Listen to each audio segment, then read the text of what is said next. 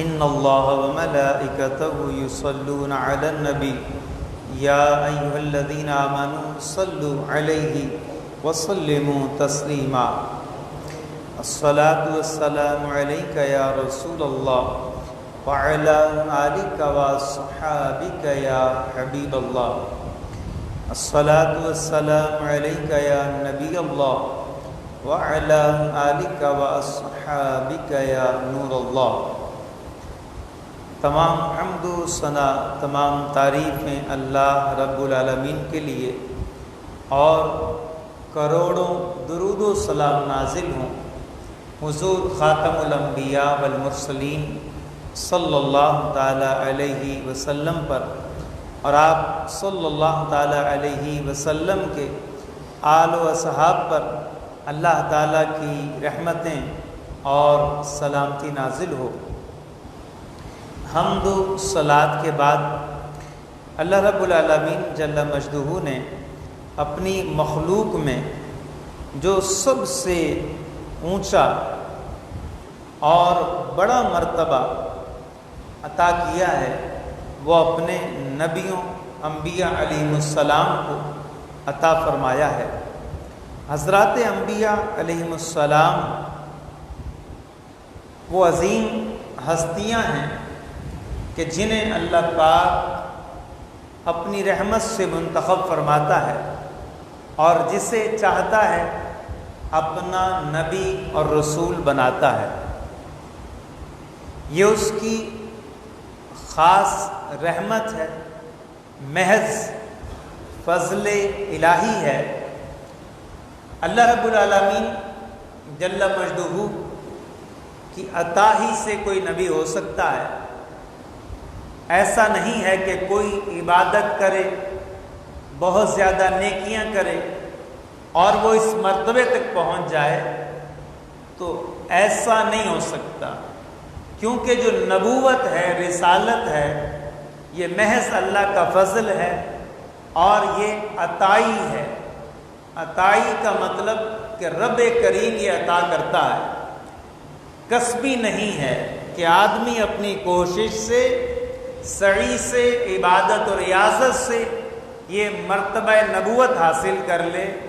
مرتبہ نبوت تو بڑی بات ہے، محققین علماء کہتے ہیں کہ جو ولایت ہے وہ بھی اپنی کوشش سے حاصل نہیں ہوتی، اللہ تعالیٰ جسے چاہتا ہے ولایت عطا فرماتا ہے۔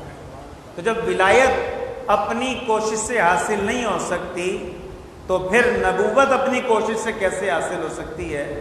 تو یہ خاص اللہ کی رحمت ہے، خاص اللہ کا فضل ہے کہ جس سے وہ نبوت عطا فرمائے۔ تلک الرسل فضلنا بعضهم علی بعض منہم من کلم اللہ ورفع بعضهم درجات۔ اللہ تعالیٰ فرماتا ہے کہ یہ رسول ہیں کہ ہم نے ان میں سے بعض کو بعض سے افضل بنایا ہے۔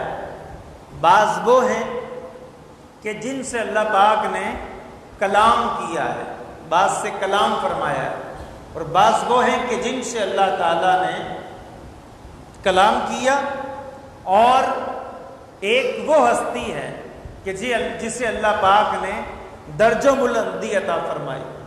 یہ جن کو درجہ بلندی عطا فرمائی ہے، مفسرین فرماتے ہیں اس سے مراد ذات پاک مصطفیٰ صلی اللہ تعالی علیہ وسلم۔ انبیاء وہ ہستیاں ہیں کہ جن کو ہم معصوم کہتے ہیں۔ معصوم کا مطلب یہ ہے کہ ایسا شخص جس میں گناہ کی صلاحیت ہی نہ ہو، مطلب وہ گناہ ہی نہیں کر سکتا۔ اللہ پاک نے اسے ایسا محفوظ کر دیا، اسے عصمت عطا فرما دی، اور یہ جو عصمت والی خصوصیت ہے یہ صرف انبیاء علیہ السلام کو عطا کی گئی ہے یا پھر فرشتوں کو عطا کی گئی ہے۔ اس کے علاوہ صحابہ کرام ہوں، اولیاء ہوں، اہل بیت اطہار ہوں، ائمہ اہل بیت ہوں، یہ سب اللہ کے فضل سے گناہوں سے محفوظ ہوتے ہیں، گناہوں سے محفوظ ہوتے ہیں۔ اللہ تعالیٰ انہیں اپنی رحمت سے محفوظ کر لیتا ہے۔ لیکن جو نبی ہیں اور جو فرشتے ہیں وہ معصوم ہیں، جو محفوظ سے اگلا درجہ، اوپر والا درجہ ہے۔ یہ رب العالمین نے درجہ انبیاء علیہ السلام کو عطا فرمایا۔ اہل تحقیق علماء اس بات کو بیان کرتے ہیں کہ نبی نبوت کا اعلان کرنے سے پہلے اور بعد چھوٹے بڑے ہر طرح گناہ سے، ہر طرح کے گناہ سے محفوظ ہوتا ہے۔ اللہ رب العالمین نے جن کے لیے فیصلہ کر لیا کہ ان کو نبی بنانا ہے تو پھر رب کریم انہیں گناہوں سے بھی محفوظ کر دیتا ہے، معصوم بنا دیا۔ اس کی وجہ کیا ہے؟ انہیں معصوم کیوں بنایا؟ دیکھیں، نبی اس لیے ہوتا ہے تاکہ اس کی اطاعت کی جائے، اس کی اطاعت فرما برداری اس کے پیچھے چلا جائے، اس کی سیرت کو اپنایا جائے۔ اب اگر نعوذ باللہ کوئی نبی غلطی کرے یا نعوذ باللہ نبی نافرمانی کرے کہ نعوذ باللہ نبی سے گناہ صادر ہو، تو پھر کیا امت اس گناہ میں بھی پیروی کرے؟ تو اس لیے اللہ پاک نے انبیاء کو معصوم بنایا ہے کہ ان کو چونکہ مقتدا بنانا ہے، پیشوا بنانا ہے، اور یہ ایسی کائنات کی ہستیاں ہیں کہ ان جیسا کوئی اور نہیں ہو سکتا۔ جب ان کی عظمت اتنی اونچی ہے تو اس لیے اللہ رب العالمین نے ان کی تعظیم کا حکم دیا،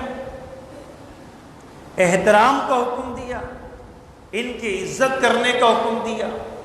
اور انبیاء کی جو عزت ہے وہ اس قدر بلند ہے اور اس قدر ان کا مقام و مرتبہ اونچا ہے، اور انہیں اللہ رب العالمین نے اس مقام پہ پہنچا دیا ہے کہ ان کی شان میں کوئی ادنا سی بات، معمولی سی کمزور بات بھی اللہ رب العالمین کو پسند نہیں آتی، اور وہ شخص اکثر ایسا ہوتا ہے کہ توہین اگر کر دی بندے نے، معمولی سی بھی کر دی، فعل سے کر دی اپنے عمل سے یا قول سے کر دی اپنی بات سے، ہر لحاظ سے، ہر دو لحاظ سے، قول سے بھی عمل سے بھی، دونوں اعتبار سے اگر کوئی گستاخی کر دی، توہین کر دی، تو وہ بندہ راندہ درگاہ ہو جائے گا، وہ بندہ مردود ہو جائے گا، اسلام سے خارج ہو جائے گا۔ ہمارا دین اسلام ہمیں جتنے بھی نبی گزرے ہیں ان تمام کی عزت کا درس دیتا ہے۔ یہودیوں اور عیسائیوں کو اس بات پہ بھی غور کرنا چاہیے کہ مسلمان تو وہ ہیں، اپنے نبی کی عزت کا معاملہ تو بہت اونچا ہے، اپنی جگہ ہے، لیکن یہودیوں جنہیں تم نبی مانتے ہو اور عیسائیوں جن کو تم اپنا نبی کہتے ہو، مسلمان ان کی توہین بھی برداشت نہیں کر سکتا۔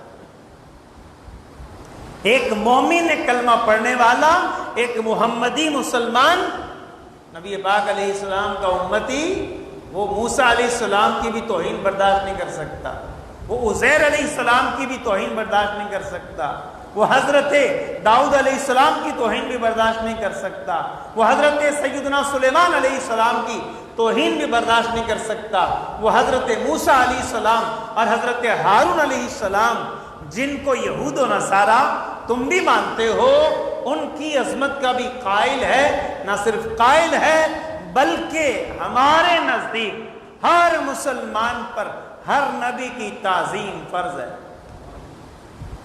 اگر اس میں کمی کر دی تو پھر ایمان قائم نہیں رہے گا۔ تو مسلمان تو ہر نبی کی تعظیم کرتا ہے۔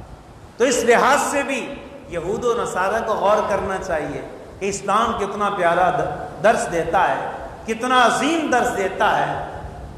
یہودیوں نے جس پاک مریم پر الزامات لگا دیے، عیسائیوں کو یہ بھی سوچنا چاہیے کہ پاک مریم رضی اللہ تعالی عنہا، ان پر یہودیوں نے الزامات لگا دیے، تہمت لگا دی، ان کی طہارت کو بیان کس نے کیا؟ قرآن مجید نے کیا۔ ان کی پاکی کا بیان قرآن نے کیا۔ جگہ جگہ اللہ پاک نے بی بی مریم کی شان و عظمت کو بیان کیا ہے، حتیٰ کہ ان کے نام کی پوری سورت قرآن میں نازل کر دی گئی اور اس کا نام سورہ مریم رکھا گیا۔ تو بات ہے انبیاء علیہ السلام کی عزت کی، احترام کی. یاد رہے عزت آبرو اسی کو فارسی میں ناموس کہتے ہیں. اور جو تحفظ ناموس رسالت کی بات کی جاتی ہے اس کا مطلب یہ ہے کہ ہر نبی ہر رسول کی ناموس عزت و آبرو کی حفاظت کرنا.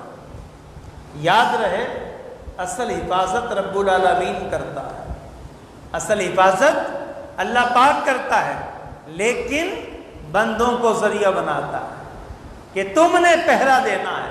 اب آپ دیکھیں قرآن کی حفاظت کا ذمہ اللہ پاک نے خود لیا, لیکن حفاظت کس کے ذریعے کرواتا ہے؟ بندوں کے ذریعے, حافظوں کے ذریعے. لفظوں کی حفاظت حافظ کرتے ہیں, قرات کے لہجوں کی حفاظت قاری کرتے ہیں, اور اس کے معنی کی حفاظت کہ اس آیت کا مطلب کیا ہے اس کی حفاظت علماء اور مفتیان کرام کرتے ہیں. قرآن کے شرعی احکام جو بیان ہوئے ان کی حفاظت مفتیان اعظام کرتے ہیں. گویا کہ اللہ پاک نے بندوں کی ڈیوٹی لگا دی ہے کہ تم نے میرے قرآن کی حفاظت کرنی ہے. اصل حفاظت رب العالمین ہی کرتا ہے, مگر ذریعہ بندوں کو بنا دیتا ہے. اسی طرح سے ناموس رسالت کی بات کی جائے, نبی پاک علیہ السلام کی عزت کی بات کی جائے, اور دیگر انبیاء علیہ السلام کی ناموس کی بات کی جائے, تو حفاظت اللہ پاک نے کبھی ابو بکر صدیق سے لی ہے, کبھی فاروق اعظم سے لی ہے, کبھی مولا علی شیر خدا سے لی ہے, کبھی حضرت امیر معاویہ سے حفاظت کروائی ہے, اور کبھی امام حسین رضی اللہ تعالی عنہ سے حفاظت کروائی ہے, کبھی امام احمد بن حنبل سے حفاظت کروائی ہے, اور کبھی مجدد الفسانی امام سرہندی رحمت اللہ علیہ سے حفاظت کروائی ہے, اور کبھی امام احمد رضا سے حفاظت کروائی ہے, اور کبھی امیر اہل سنت سے دین اور قرآن اور ناموس رسالت کی حفاظت کروائی ہے, اور کبھی امیر المجاہدین سے حفاظت کروائی ہے, اور کبھی غازی ملک ممتاز قادری سے حفاظت کروائی ہے. یہ کیا ہے؟ غازی عبد القیوم ہوں, غازی المدین شہید ہوں, یہ بندے جو ہیں اللہ تعالیٰ ان کے ذریعے سے اپنے دین کی, شریعت کی, قرآن کی اور صاحب قرآن حبیب رحمان صلی اللہ تعالیٰ علیہ وسلم کی ناموس کی حفاظت اللہ ان بندوں سے کرواتا ہے. حفاظت بندوں سے کرواتا ہے, اور کتنی بڑی ذمہ داری ہے. حفاظت عزت کرنی ہے. یہ تعظیم کا مطلب کیا ہوتا ہے؟ اعتقاد عظمت. اعتقاد عظمت کا کیا معنی ہے؟ کہ اللہ نے نبیوں کو جو بڑا بنایا ہے نا, اللہ نے نبیوں کو جو بڑا بنایا ہے, یہ سب سے بڑے مخلوق میں, تو ہمارے دل میں بھی ہونا چاہیے یہ سب سے بڑے. ہمارے دل میں یہ یقین ہونا چاہیے, اور زبان اس دل کی تصدیق کرے, دل میں پکا ارادہ ہو, یقین ہو, اس بات پہ ایمان ہو, اسے مانے کہ اللہ پاک نے نبیوں کو سب سے بڑا بنایا, اور زبان سے اس کا اظہار ہونا چاہیے, اور کبھی ایسا لفظ نہ نکلے جو ان کے بڑے ہونے کے منافی ہو, کہ ہم نے جو نبیوں کو بڑا مان لیا ہے, تو اب کوئی لفظ نہ نکلے جس کی بنیاد پہ ہمارے دل میں جو نظریہ ہے وہ غلط ثابت ہو جائے. ہماری زبان سے کوئی ایسا لفظ نہ نکلے. اسی لیے آزادی اظہار رائے کی اجازت مذہبی شخصیات سے ہٹ کر ہے. کہتے نہیں جی جس کو جو چاہے, آزادی ہے جی, جس کو جو چاہے بولے. یہ مغرب کا فلسفہ ہے. آزادی اظہار رائے, ہر بندے کی اپنی رائے ظاہر کر سکتا ہے, اس کو آزادی ہے. لیکن یہ ان کا بھونڈا مذاق ہے. کیوں؟ اس لیے کیا وہ یہودی اس بات کی اجازت دیں گے کہ ہم یہ بات برسرے عام کریں, برسرے ممبر کریں, عام ہم بات کریں کہ بھئی ہٹلر نے کوئی یہودی نہیں مارے تھے, ایسے جھوٹا پروپیگنڈا ہے؟ اجازت دیں گے اس کی؟ آپ کو پتہ قانون ہے یورپ میں, اگر کسی نے اس بات کے خلاف بات کی نا, اس نے اگر انکار کیا کہ ہٹلر نے نہیں مارے تھے, وہ جرمنی کا جو ڈکٹیٹر تھا اس نے بہت سے یہودی مارے اور کچھ چھوڑ بھی دیے, اس کے بارے میں مشہور ہے, اس کے بارے میں مشہور ہے. وہ کہتا ہے کچھ یہودی چھوڑ کے جا رہا ہوں, تاکہ تمہیں پتہ لگ جائے میں نے مارے کیوں ہیں۔ آج پوری دنیا کو فتنہ و فساد میں مبتلا کر رکھا ہے یہودیوں نے۔ ہر بڑی سازش کے پیچھے ہاتھ ہوتا ہے تو یہودیوں کا ہوتا ہے۔ تو اس نے کہا میں چھوڑ کے جا رہا ہوں تھوڑے، اس نے اتنے مارے تو اس کے بارے میں کہتے ہیں نہیں جی اس کا کوئی انکار نہ کرے، اگر انکار کرے گا تو جرم ہے، اس کو جیل ہو جائے گی۔ تو یہ آزادی اظہار رائے کہاں گیا؟ آپ یہ بتائیں کیا اس ملک میں کسی ملک میں بھی کیا کوئی بھی ملٹری کے خلاف آزادی اظہار رائے کر سکتا؟ وزیر اعظم کے خلاف آزادی اظہار رائے ایسا کہ جو معاملات خراب کر دے کر سکتا ہے؟ چیف آف آرمی صاحب کے خلاف آزادی اظہار رائے ہو سکتا ہے؟ کوئی آزادی نہیں۔ اس کا مطلب کیا ہوا؟ جن کے مرتبے اونچے ہوتے ہیں چاہے دنیاوی اعتبار سے اونچے ہو جائیں ان کے خلاف بھی تمہیں آزادی اظہار نہیں ہے، آزادی اظہار رائے حاصل نہیں ہے، تو پھر انبیاء جو ساری مخلوق میں اونچے ہیں ان کے بارے میں آزادی اظہار رائے کیسے حاصل ہو سکتا ہے؟ کیسے آزادی دی جا سکتی ہے؟ نہ قول سے، نہ فعل سے، نہ عمل سے، نہ اپنے قول سے کسی بھی نبی کی گستاخی کی اجازت نہیں۔ فرمایا وَتُعَظِّمُوهُ وَتُوَقِّرُوهُ، نبی کی عزت بھی کرنی ہے، احترام بھی کرنا ہے۔ حضرت علامہ اسماعیل حقی رحمۃ اللہ علیہ فرماتے ہیں، کہتے ہیں کہ نبی پاک علیہ السلام کی عزت جتنی آدمی کرے گا نا اتنا ہی اس کے ایمان کا نور بڑھ جائے گا۔ اگر ایمان کی نورانیت میں اضافہ چاہتا ہے ایک مومن تو نبی پاک علیہ السلام کی تعظیم میں اضافہ کر دے۔ تمہارے قول سے، عمل سے، اٹھنے سے، بیٹھنے سے نبی پاک علیہ السلام کی تعظیم ظاہر ہو۔ کس قدر اونچا مرتبہ ہے۔ حضرت علامہ محمد بن احمد قسطلانی شارح بخاری رحمۃ اللہ علیہ آپ فرماتے ہیں اگر ہم نبی پاک علیہ السلام کی تعظیم کی آیات کو جمع کرنا چاہیں، کہتے ہیں نہیں کر سکتے، اتنی عظمت پر آیتیں ہیں اور رب کریم کی طرف سے نشانیاں ہیں، کہتے ہیں ہم جمع نہیں کر سکتے، ان کا احاطہ نہیں کر سکتے۔ اللہ اکبر۔ اسی لیے حکیم الامت مفتی احمد یار خان نعیمی رحمۃ اللہ علیہ آپ فرماتے تھے آپ قرآن کی کوئی آیت لے کے آ جاؤ، کیا کہتے تھے؟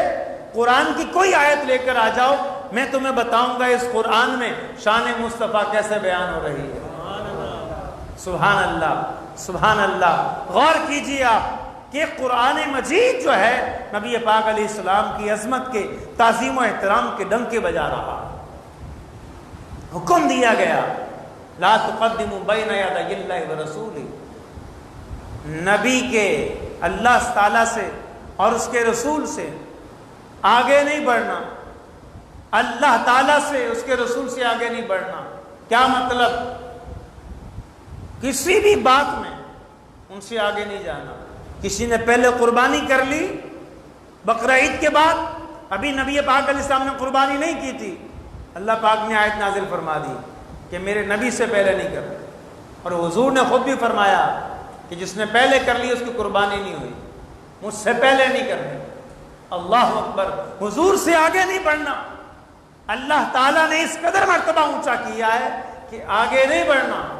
میرا نبی گھر میں ہو، باہر سے پکارنے والوں کو قرآن فرماتا ہے جاہل ہے، جو اذیت پہنچائے نبی کو اذیت پہنچائے، ان کی نافرمانی کرتا ہے، انہیں اذیت پہنچاتا ہے، ان کو تکلیف دیتا ہے، ان کے خلاف جنگ کرتا ہے۔ جن لوگوں نے نبی پاک علیہ السلام کو جنگوں کے اندر شہید کیا اور جنہوں نے نبی پاک علیہ السلام کو نعوذ باللہ کسی نے جادو کر کہا، کسی نے مجنون کہا اور کیسی خرافات اور بکواسات کی، نعوذ باللہ، یہ جو لوگ ہیں اللہ پاک ان کے بارے میں فرماتا ہے ان الذین یؤذون اللہ ورسولہ لعنہم اللہ فی الدنیا والآخرہ، جو اللہ تعالیٰ کو اس کے رسول کو اذیت پہنچاتے ہیں ان پر دنیا اور آخرت میں اللہ کی لعنت۔ اللہ کو اذیت پہنچانا اس کا مطلب یہ ہے اللہ تعالیٰ کے احکام کی نافرمانی کرنا، اور رسول پاک علیہ السلام کو اذیت پہنچانا کہ حضور کو تکلیف دینا، جسمانی تکلیف دینا یا قلب اقدس کو تکلیف پہنچانا، حضور کے دل کو تکلیف پہنچانا۔ اللہ اکبر۔ نبی پاک علیہ السلام کہ دل کو تکلیف پہنچاتا ہے کوئی، اس کے بارے میں کیا فرمایا؟ لعنہ اللہ فی الدنیا والآخرہ، دنیا اور آخرت میں اللہ کی لعنت ہے، وَأَعَدَّ لَهُمْ عَذَابًا مُهِينًا، ان کے لیے دردناک عذاب ہے۔ اور ایسوں کے بارے میں اللہ تعالیٰ فرماتا ہے ان الذین یحادون اللہ ورسولہ اولئک فی الاذلین۔ اللہ اکبر، کتنی وعید ہے کہ جو اللہ کو تکلیف دے، اللہ تعالیٰ سے لڑے، اللہ تعالیٰ کو ناراض کرے، اللہ تعالیٰ کو تکلیف پہنچائے اور اس کے رسول کو تکلیف پہنچائے، اولئک فی الاذلین، فرمایا یہ ذلیل ترین آدمی ہے۔ اب اگر کوئی نعوذ باللہ کارٹون بنائے، خاکے بنائے، یا گستاخیاں کرے، یا کوئی ٹویٹ کر دے اور اس میں گستاخی کر دے، یا نعوذ باللہ نبی پاک علیہ السلام کی شریعت کا مذاق اڑائے، یا نعوذ باللہ نبی پاک علیہ السلام سے منسوب کسی چیز کا مذاق اڑاتا توہین کی نیت سے، تو پھر کیا ہوگا؟ یہ اذیت ہے۔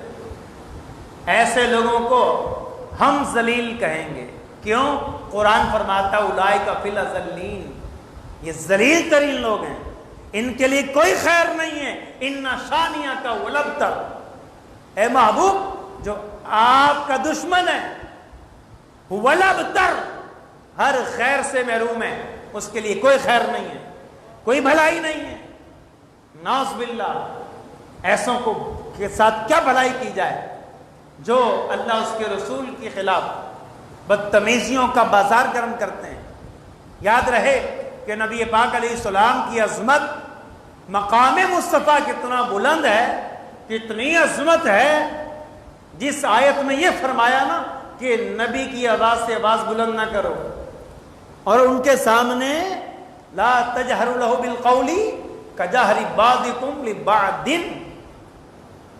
چلا کے بات مت کرو، جیسے آپس میں کرتے ہو، چلا کے زور سے آواز، چلا کے بات کرتے ہو۔ علماء فرماتے ہیں، امام جلال الدین سیوطی شافعی رحمت اللہ علیہ فرماتے ہیں یہ نبی پاک علیہ السلام کی خصوصیت ہے، حضور کے سامنے چلا کے بات کرنے کی اجازت نہیں، اسی لیے علماء نے استدلال کیا۔ علامہ سیوطی فرما رہے ہیں، علامہ سیوطی کوئی عام بندے کا نام نہیں ہے، 500 سے زیادہ کتابیں لکھنے والے کا نام ہے۔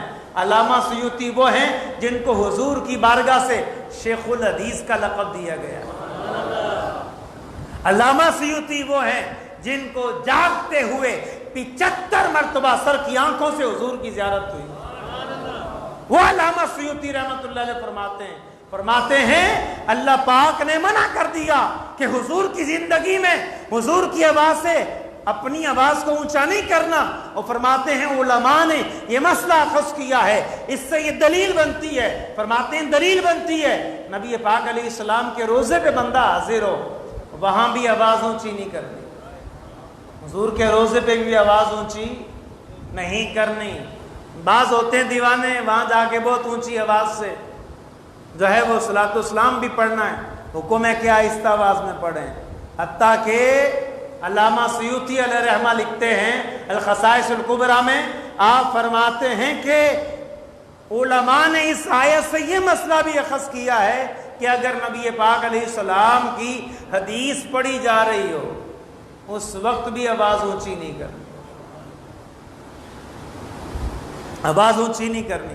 اعلیٰ حضرت امام اہل سنت نے اس آیت سے ایک مسئلہ یہ بھی اخذ کیا، فرماتے ہیں علماء انبیاء کے وارث ہیں، عالم بول رہا ہو تو عالم کے سامنے بھی تم نے آواز اونچی نہیں کرنی۔ غور کرو، آج 15ویں صدی کا کوئی عالم بیان کر رہا ہو، اللہ اس کے رسول کی باتیں کر رہا ہو، نبی پاک علیہ السلام کے فرامین سنا رہا ہو، اس سے آواز اونچی کرنے سے روک دیا گیا، تو پھر امام الانبیاء کی عظمت کتنی اونچی ہوگی، ان کے دربار میں جائیں تو پھر آواز کس قدر نیچا رکھنے کا حکم ہے۔ حضرت صائب بن یزید صحابی رسول ہیں، فرماتے ہیں میں مسجد نبی میں کھڑا تھا، مجھے پیچھے سے کنکر مارا، کسی نے کنکر لگا مجھے، میں نے پیچھے دیکھا تو امیر المومنین سیدنا فاروق اعظم رضی اللہ تعالیٰ عنہ آپ کھڑے تھے، آپ نے مجھے اشارہ کر کے بلایا، میں گیا، کہا وہ دو بندے جو باتیں کر رہے ہیں نا اونچی اونچی آواز سے، بلند آواز سے ان کو لے کر آؤ۔ صاحب بن یزید کہتے ہیں میں دونوں کو بلا کے لایا۔ حضرت فاروق اعظم رضی اللہ تعالی عنہ نے پوچھا ان سے تم مدینے کے رہنے والے ہو، اسی شہر کے ہو، یہاں باہر سے کہیں سے آئے ہو؟ کہنے لگے ہم باہر ایک قبیلے سے طائف سے آئے۔ حضرت عمر بن خطاب نے فرمایا اگر تم مدینے کے ہوتے میں تمہیں سزا دیتا، اگر تم مدینے کے ہوتے، شہر کے ہوتے میں تمہیں سزا دیتا۔ تمہیں مسئلہ پتہ نہیں ہے کیا؟ تمہیں پتہ نہیں ہے تم رسول اللہ کی مسجد میں کھڑے ہو اور اونچی آواز میں بات کرتے ہو؟ اگر تم یہاں کے ہوتے عمر تمہیں سزا دیتا۔ اللہ اکبر کبیرہ، اللہ اکبر کبیرہ۔ بلکہ عام جو مسجدیں ہیں وہاں بھی آواز اونچی نہیں کرنی چاہیے۔ بعض لوگ چلاتے ہیں مسجد کے اندر، اونچی آواز میں چیختے ہیں، یہ بھی نہیں کرنا چاہیے۔ اللہ اکبر۔ نبی پاک علیہ السلام کی عظمت، حضور کی تعظیم، حضرت علی نے اپنی نماز چھوڑ دی حضور کی تعظیم کے لیے۔ حضرت ابوبکر صدیق نے سانپ سے ڈسوا لیا، جان بچانا فرض، مگر یہ فرض حضور پہ قربان، کیونکہ نبی پاک علیہ السلام پہلے۔ اللہ اکبر۔ تو نبی پاک علیہ السلام کی عظمت، حضور علیہ الصلاۃ والتسلیم کی ناموس، اس پر یہ وہ فرض ہے، یہ 24 گھنٹے کا فرض ہے۔ کتنے گھنٹے کا؟ ہر وقت یہ فرض ہے، ہر وقت حضور علیہ السلام کی تعظیم، ناموس پہ پہرا دینا فرض ہے۔ حضور کی عظمت بہت اونچی ہے۔ ایک حدیث میں فرمایا علیکم بدین العجائز، تم پر بوڑھی عورتوں والے عقیدے رکھنا ضروری ہے۔ کون سے؟ بولیے، کون سی عورتوں والے؟ تمہارے گھروں میں بوڑھی عورتیں ہو نا، ان کے جو عقیدے، فرمائے اس کا مطلب کیا ہے؟ اس کا مطلب یہ ہے کہ جس طرح بوڑھی عورت ہوتی ہے نا، اپنی بات پہ اڑ جاتی ہے، نہیں ایسے ہی ہے، تم ٹھیک ہے جو کہتے ہو لیکن ایسے ہے۔ بوڑھی عورت کے بارے میں یہ ہوتا ہے نا، بوڑھی کیا جوان اڑ جاتی ہے، اور بوڑھی ہو جائے تو نبی پاک علیہ السلام نے فرمایا تم پہ بوڑھی عورتوں والے عقیدے لازم ہیں۔ کیا مطلب؟ مطلب یہ ہے جس طرح بوڑھی عورت کا عقیدہ پختہ ہوتا ہے، چاہے کیسا بھی ہو، اچھا غلط جو بھی، اٹل ہوتا ہے، وہ ڈٹ جاتی ہے، اس پہ ڈٹ جاتی ہے۔ فرمایا تم پر ایسے ہی ڈٹ جانا ضروری ہے۔ اللہ اکبر کبیرہ۔ ایک بوڑھی عورت کا واقعہ یاد آ گیا۔ اللہ اکبر کبیرہ۔ امام محمد بن حسن شیبانی امام اعظم کے شاگرد ہیں، بہت خوبصورت تھے، بہت زیادہ، انتہا درجے کے خوبصورت تھے۔ اللہ اکبر۔ اور بہت بڑے امام، 1000 کے قریب کتابیں لکھی ہیں آپ نے، امام محمد بن حسن شیبانی۔ ایک مرتبہ کہیں سے گزرے نا، ایک بوڑھی عورت نے آپ کو دیکھا، پوچھا یہ کون ہے؟ کہا محمد۔ بے ہوش ہو گئی وہ عورت، دیکھ کر بے ہوش ہو گئی۔ جب اس کو ہوش میں لائے، پوچھا اماں کیا ہوا؟ اماں کہنے لگی میں انہیں دیکھ کے بے ہوش نہیں ہوئی، میں تو سوچ کے بے ہوش ہو گئی۔ کہا کیوں؟ کہا جب چھوٹا محمد اتنا خوبصورت ہے تو بڑا محمد کتنا خوبصورت ہوگا۔